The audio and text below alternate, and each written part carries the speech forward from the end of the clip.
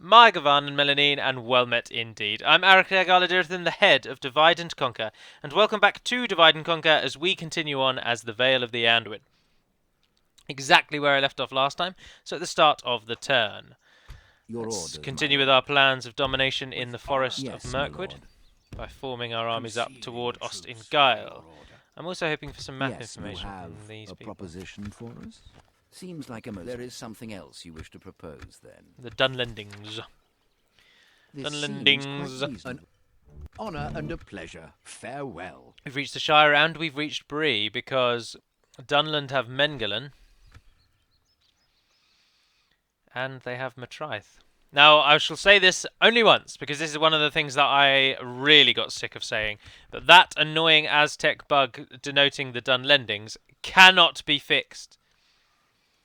Numerous, and I mean numerous, we're on about our 5th UI member of the team who has now looked at that and cannot figure out why it still displays an Aztec banner, despite the file structure clearly pointing to a Dunlending symbol.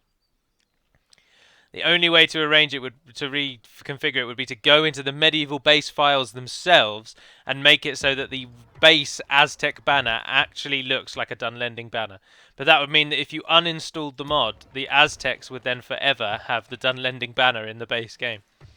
And also it requires a trickier installation. It's not worth it for just that banner. Not worth it at all. Third free upkeep there. Now these turns are so short. Everything happens in the end turn, but nothing really happens at the moment in the main turn. As we're just building the odd thing. I'm cautious of Captain Lagthak, very cautious. Our spies are in Ruda and Dol Guldur, where, well, we could take him away. No, because we need the Dol Guldur. Eyes on target. Ah, there's... Your corpse will be thrown to the dogs. Really? Seriously? Did No, Gimel would have been led by Kuzaimo had he been leading it. No, that's the second Haradrim army. And it's got their heir and their leader in it. But I gave Harad back a normal family tree, so both of them dying shouldn't, touch wood, kill off Harad, because that would be the most interesting thing to happen in the south.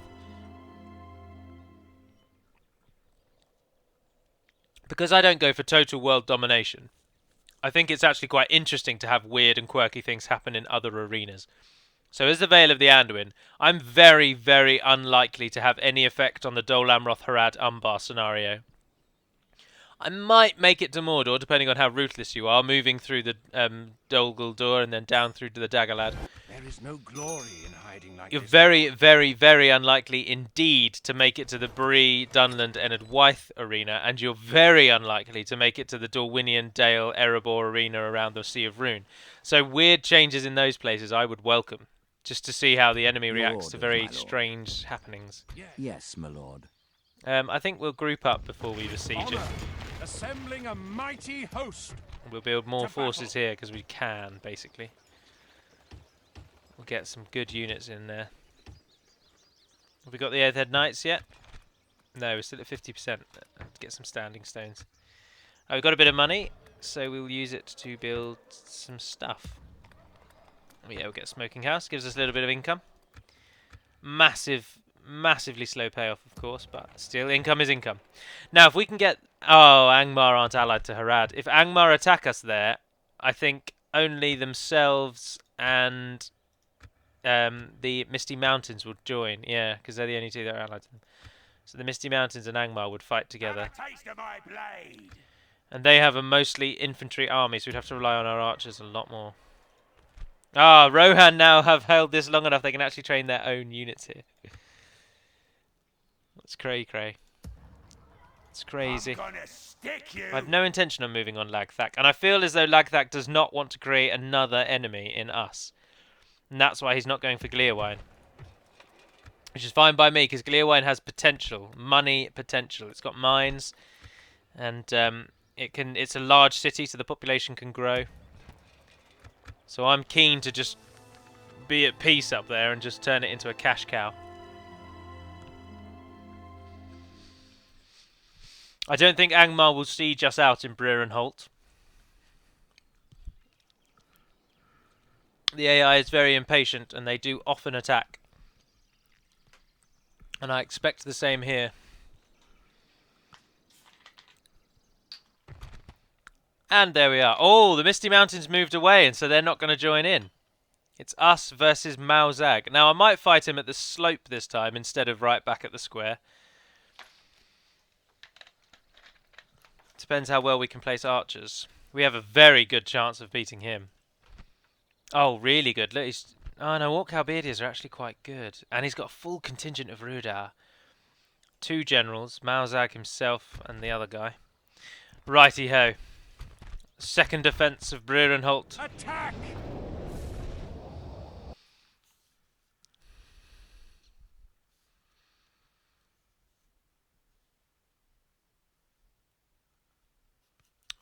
Fastred, the Defender. Our I don't know foes whether or appear not be we're going to gaining win the or upper hand lose, in this battle. but that will be the name of the episode. Alright, it's snowing again. They're coming in from all the way over there. So, with some cheeky archer placement. Well, we want to try and maximise the use of our archers. Why can't you climb up there? There's just nothing blocking that. That's an interesting little bug. I don't think holding there is actually that good an idea, because the archers have got to fire through these stone slab things. But I feel as though the hill that we've been defending on up here is slightly too steep to... Our archers are taking out too many of us, is basically where I'm getting at. I suppose our defensive line could go here and we could line the archers up. Or I'm quite tempted to do the defence line there and have the archers behind, because then they're getting a clear strike over the heads of our units into the mass grouping behind. Yeah, we're going to do that. I don't think I was going to bother putting stakes down. Oh, that's interesting. They're moving already. I haven't even started the battle. That's a bug if ever I saw one. Oh, they've got some cavalry and they've got some wargs. Oh, and they've got actually quite a lot of cavalry. Yeah, so we are going to use the cheeky stakes again. Even the odds quite quickly in this battle. They're going to be coming from that side, so you want the stakes slightly angled. If you would just move there.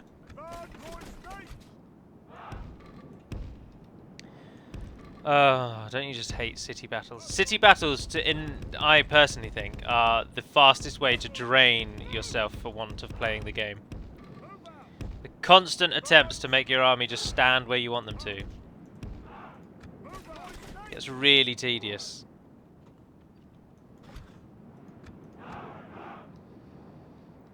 And I think they're the easiest way to just hate playing the game.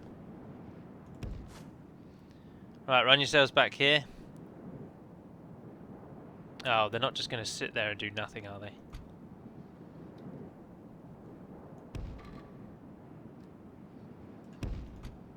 No, they're on their way. Right, pikemen.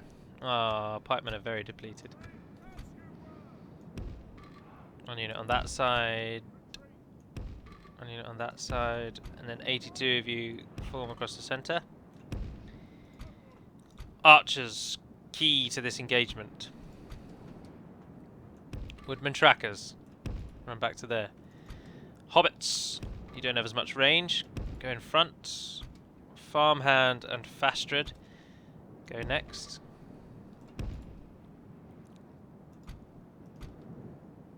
We'll put the Veiled Defenders there. This time we will stay on defensive mode. In fact, everyone on defensive mode, save for you, you, and you. And then Veilsmen come in behind. Now the enemy will have archers and they will use them, so we don't want to put everyone down here. Keep some in reserve so that they can not get shot at, basically.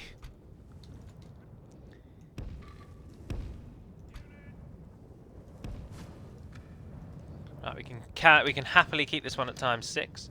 Should go and watch them die on the stakes. Yes, let's. Come, my pretties! Our line's prepared for you. Who do we have first?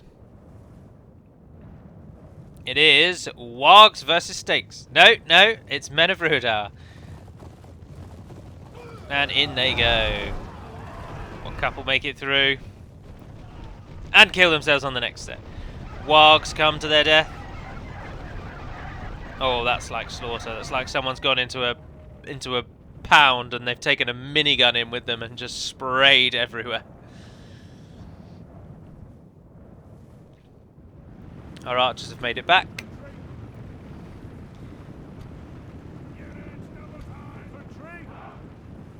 If you aren't running to your positions, please now run to your positions.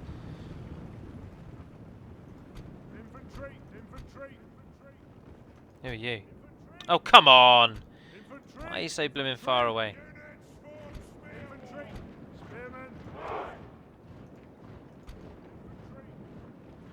Oh, look, the enemy's there and you're not ready yet. Oh, it's alright.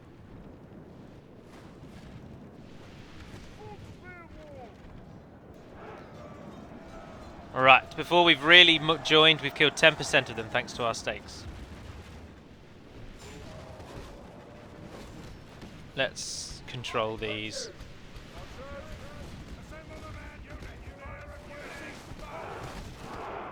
Stop shooting at them. You're killing us, you idiots. You absolute vagabonds. You fools.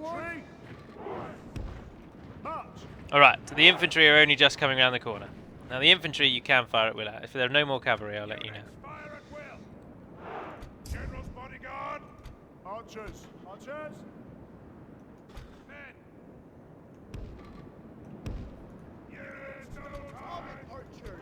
Hobbit archers! No. No! I'm holding down the control button, damn it. Pay attention to my wishes.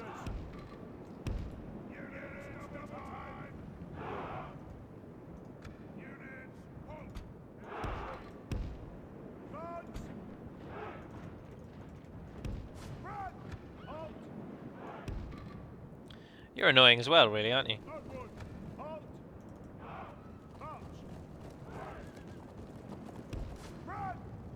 You don't run when you're told to run, you just kind of do what your own thing. Right, we have opted for this, as I have said, because it would give us far greater archer cover and we will not shoot our own men as much. Once the enemy hits us, they'll group up into circle and they'll slowly push back. This will allow the archers to continue firing into the back of the enemy. Of course, we have eschewed the hill advantage for just the fact that we'll be able to hit more of the enemy. There will still be some casualties on our part, but hopefully not as many. As they start to sort of focus more at the back. Oh yes, it's going very, very well.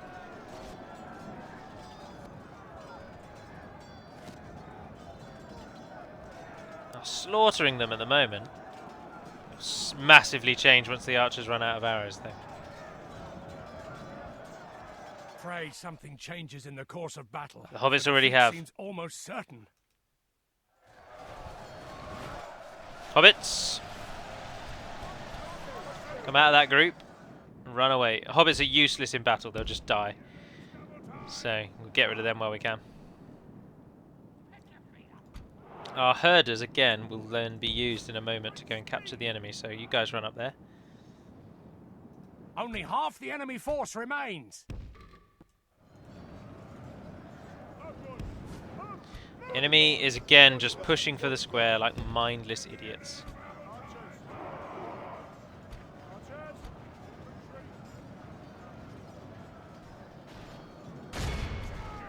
Pray something changes in the course of battle, for defeat seems almost certain. For the moment, the fortune of battle goes our way. Let's pray it remains as such.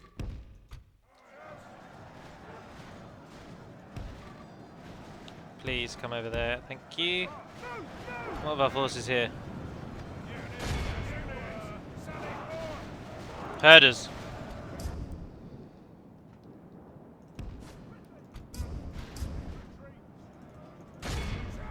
The enemy's wanton push for the centre has just spelt their downfall, to be honest. Victory will be ours.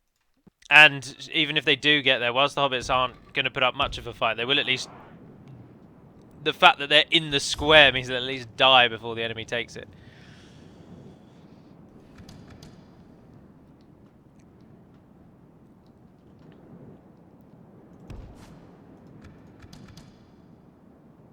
Yep, and the herders should be able to pull round and capture anything that runs away, which at the moment is a lot.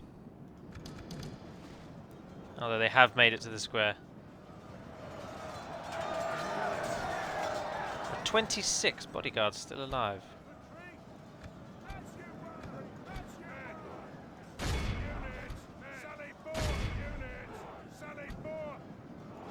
Guys not firing?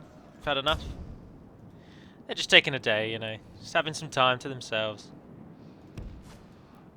Right, we will focus on mopping up because the battle up there has been won. And we want nothing to get away, to be honest.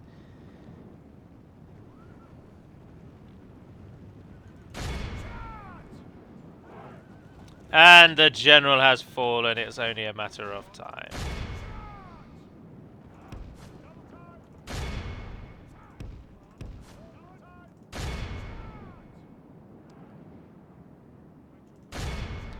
Next. Good tidings. The enemy general. Oh, that was just a general. Now the general has died. Oh, marvellous. Yeah, look, now it's all over. Jolly good. Someone's still fighting though.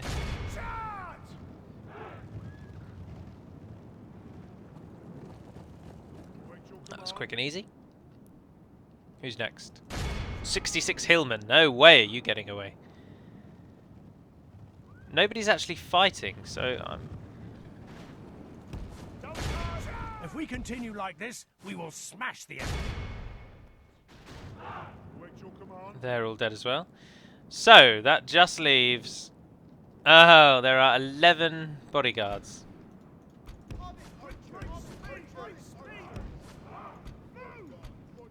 I think we have just the units for has this. taken control of the castle. I'm sure we'll be alright in a moment. Hit them! Our foe has lost control of the castle. Stand you ready, you fools. They will probably break the second the skin changes hit them. Behold how our cowardly foe runs. I want to see the It's death. time to press the attack. Oh, absolutely insane. Only 2 orcs survived. No one's capturing them though, because, you know, everyone's a bit stupid. Everyone's a bit high on the liquor of battle. Ah, no, he's gone. Nice kill, sir. Our foe is utterly vanquished. Oh, I didn't get to show you the Let's flag, all of remember course. this day.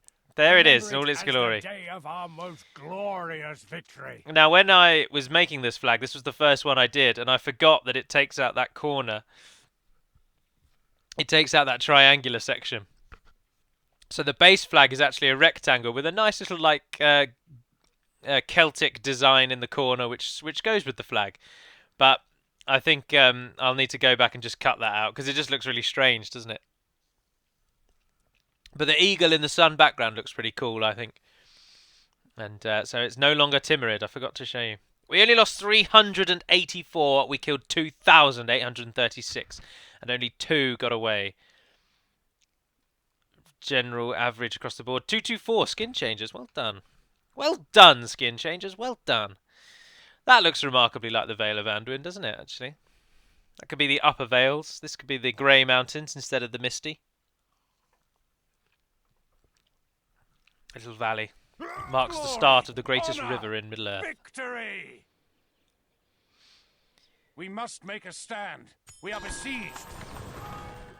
Alright, now I'm very, very interested, because Harad have now taken up the gauntlet, and unfortunately their faction leader and heir are both present in this army. I wonder what I will cut from you first. And there's no way they're going to survive. They're not allied to Rune, but they are to Havenmaster Kusai, so he might join in. Lands, then your lives. Who knows? But, unfortunately, despite this one now being only 20 minutes long, I am running out of time in real life on the day-to-day. So I am going to have to end that one there. I'll do the little end-turny bits. We But shall prevail. then that will have to be it. I apologise that that one's shorter than normal. But I have run out of time. Oh, retraining, yes please. Oh no, actually, let's get them. Oh, I'll tell you what we can do. I'll take them, them, and them. And then the rest of you move to Gleerwine. By your command, we'll make camp here. That still doesn't like us very much, but it is growing. There's nothing else that we're doing along with this. Chieftain Lunav and Gorgash are both just wandering about. Rohan are now... I don't think we're going to get Goblin Town, to be honest. I think that will remain Rohan's forever now.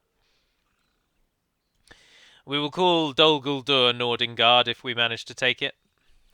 Which I think we will. Unless Kamul can actually join in, which he might be able to now. He's moving one square at a time closer towards it. Have a taste of my blade. He will probably be part of the defense, perhaps. Which is a shame. I think this army is not leaving because the AI can't... The AI can't deal with a passive enemy. So even though Khazad-dûm will never leave the borders of their land, the fact that they have 2 full banner armies means that the orcs think they need to constantly keep a guard there. I actually have hope that we might be able to defend Breerenholt now, thanks to the stakes. The stakes have essentially won it for us. So I hold out hope. And if we can stop worrying about that Angmar army, I might have to shift a rather large force here, and then I'll pull... Because Gleerwine's not very good in defending Gleerwine because of the battle map. So we'll pull him away. But I'd like to take some troops with him and head south and join... Like maybe Grimbeorn in our assault down here. But anyway, that's enough of that. That will indeed end the episode. So thank you very much for watching, if indeed you have. As I say, I'm Arakea Garludirathan, and I am the head of Divide and Conquer. And feel free to put any comments or anything that you wish in the comment section or over on Total War Center, and we will get around to replying. Hummingbird will reply to everything he can in my stead whilst I'm away, so you should receive an answer if your question is deserving of one. But until we speak again, dearest friends, Navar Naden Pedimad Melunin, and fare thee well.